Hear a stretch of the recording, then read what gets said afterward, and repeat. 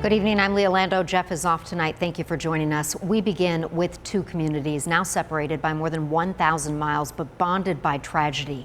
15 months after Buffalo experienced its own racist mass shooting, we are exploring the impact of the country's most recent hate-fueled attack.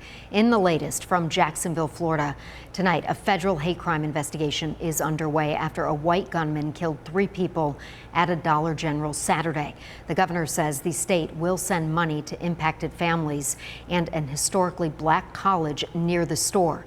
Investigators say the gunman was held in a mental health facility in 2017, but they say he had no criminal history and legally purchased his weapons. Well, this recent shooting reopening wounds for people here in Buffalo, many of them still working to bring an end to senseless acts of violence. And tonight, you will hear from a pastor organizing a healing ceremony in Buffalo planned long before the Jacksonville attack, and a mental health expert with advice for your own healing journey. But we begin with a community advocate who lost his mother on May 14th and his message to the people in Jacksonville. We're 15 months removed from 5/14.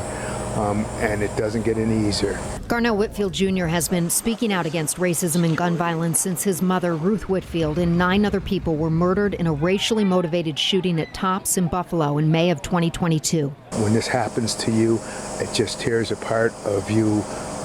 You lose a part of yourself. When the latest racially motivated attack happened in Jacksonville, Florida, Whitfield was with thousands of others for the 60th anniversary of Reverend Martin Luther King Jr.'s March on Washington.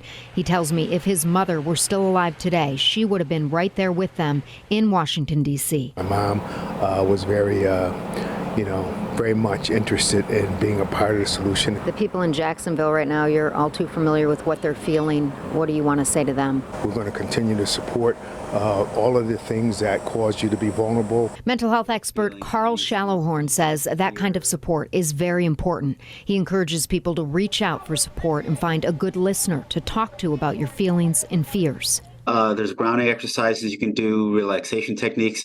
There are certainly meditation apps. But one of the things to remember, too, is that sometimes just talking to someone is a great way to get those feelings out. Pastor Michael Eady from the Church of God in Christ encourages people to come together in prayer. He is one of many hosting a March of Remembrance Tuesday in Buffalo for victims of 5/14, a ceremony that was planned long before the shooting in Jacksonville. What occurred in Jacksonville is just another very unfortunate moment.